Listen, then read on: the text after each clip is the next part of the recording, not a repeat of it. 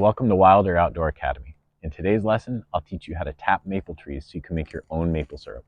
It's one of my favorite things to do, so let's get started.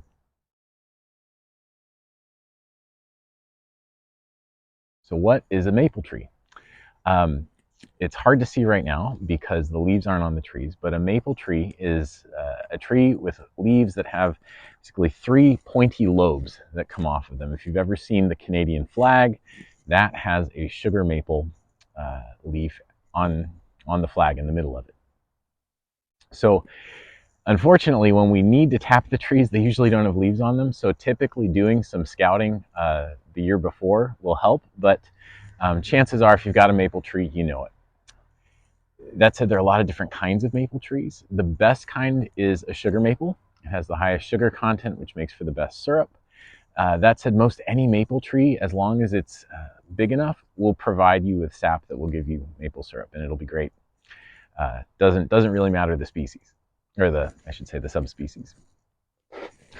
So you might be thinking, well, I don't have any maple trees in my yard. If you're living in the northern US, chances are you are near someone who does. And I'll tell you, if you promise them some maple syrup, they will probably let you tap their trees. So this is something I believe that anybody can do so long as you have access to a maple tree. It's really easy. We've been doing it for a long time, and it produces some really great food from your local environment, gets you connected to nature and the food that you eat.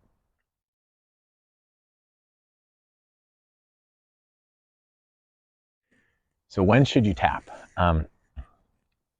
Maple sap only flows during a very small window, so the timing is really important. Typically what you want to look for is any time where the temperatures are above freezing during the day, usually low 40s, high 30s, and then below freezing at night. So mid to low 20s, even high 20s are going to be okay. And what happens is when you get that freeze and thaw on the inside of the tree, there are tiny little gaps inside the outer layer of that tree. And when the liquid inside of them crystallizes, it takes up a different amount of space than it does when it's in its liquid form. And as that expansion and contraction takes place throughout the tree, it actually winds up moving the sap up and down the tree. And once it starts to flow, that's when we can take advantage of it by tapping it and ultimately boiling it, making some great maple syrup. So again, you want temperatures that are above freezing at night, above freezing during the day and below freezing at night. And that's going to cause that sap to start moving up and down the tree. For us in Minnesota, it's typically at the beginning to mid-March. Today we're in middle of February and we've got the right weather, so I'm going to tap these trees. It might be different for you. Talking to some local folks who do their own tapping will be a great way to learn generally when the season is.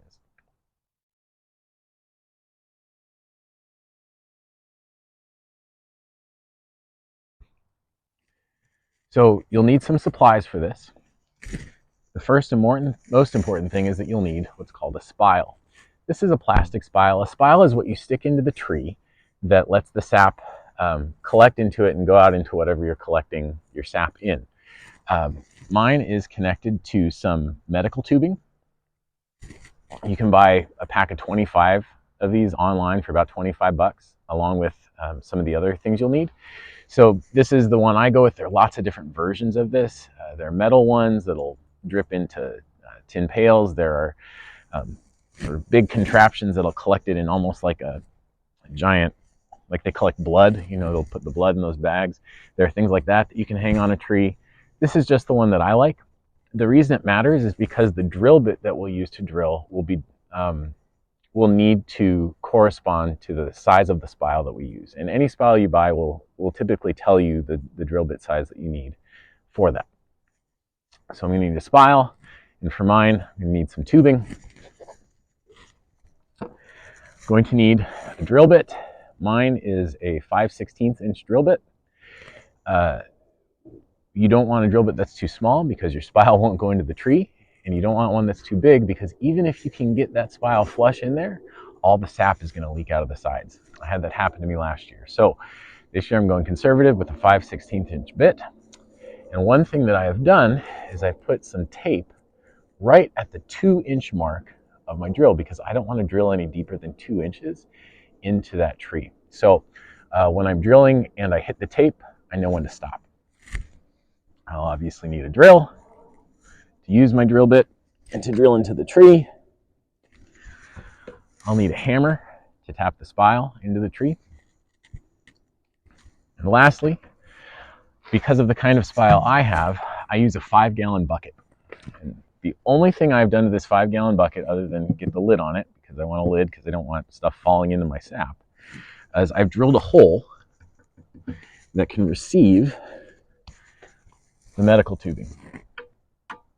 And what's going to happen is I'm going to drill this spile into the tree, and once the sap starts flowing, it's going to go into this 5-gallon bucket. And you can get a lot of sap in a day. So be prepared, if you have productive trees, to be changing out your buckets almost daily.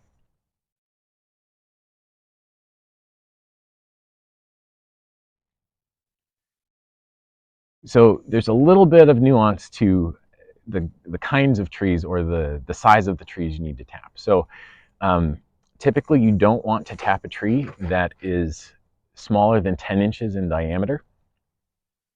If that's the case, it's too young, and it might actually be damaged by what you're doing. If it is 10 to 20 inches in diameter, it can usually support 1 spile. If it's 20 to 25, 2 spiles. And bigger than 25 inches, typically you can support 3 spiles with that. So the trees that we have in our yard, you'll see, are quite old and quite large. So eventually I'll tap them for 3. I'll tap them with 3 spiles, but today I'll be putting in the first. I'll show you how it goes.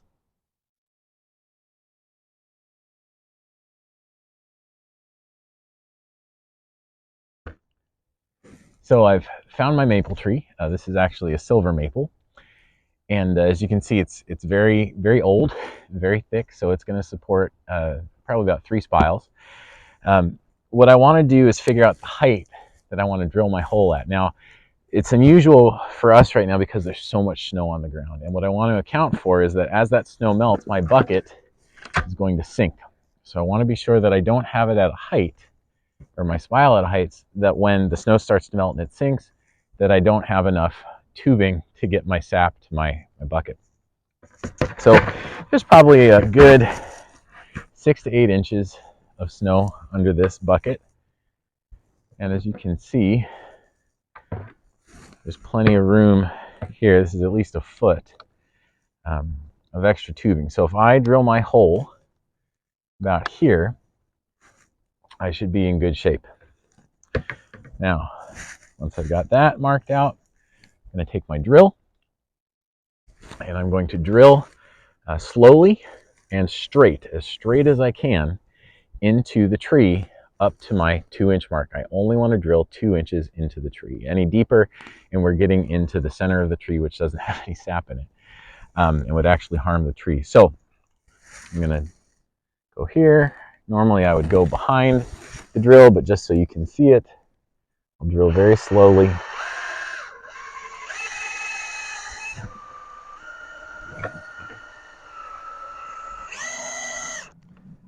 I'm going to go a little faster.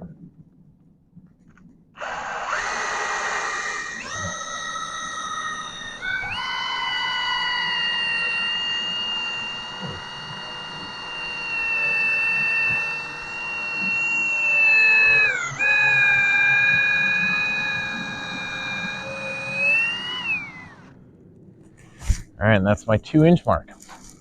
If I can, I want to get as much of that wood out of there as I can.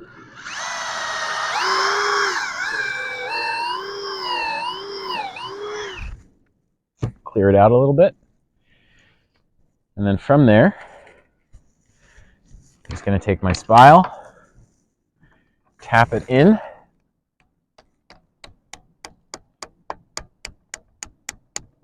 Now what I want is it to be in there tight enough so that I can't just pull it out.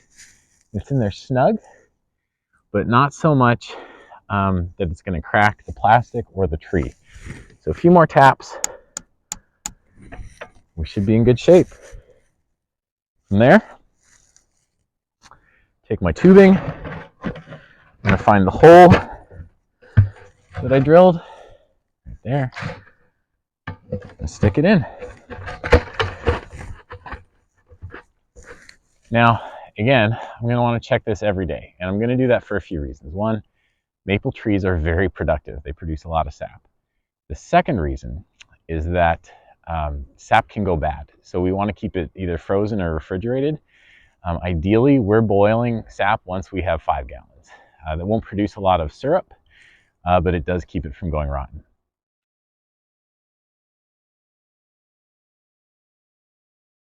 So that's it. There's not a lot to tapping the trees. Now, when it comes to boiling it, there can be a lot of finer points to pay attention to, but if you're recreational about this, just like we are, we just collect enough to make syrup for our family and friends.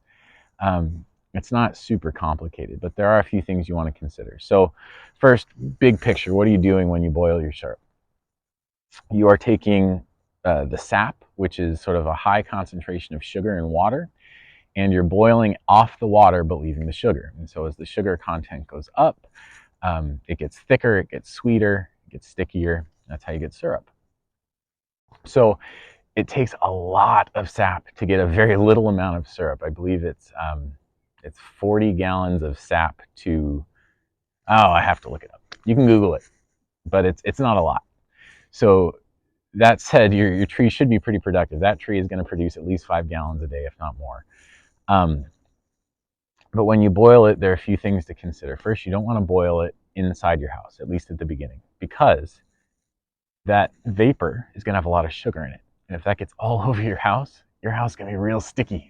It's going to be bad. So don't do that. Don't boil it inside. We use a camp oven, just a propane stove, and some big pots.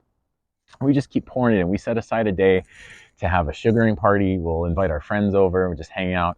We just keep pouring the sap in and in. It takes several hours. But over time, we start to get down to our syrup. And once we have sort of a thicker brown, or let's say a sweeter brown liquid, but it's not thick yet, that's usually when we move inside. Now, once you are ready to transfer your syrup inside, it's usually a good time to filter it.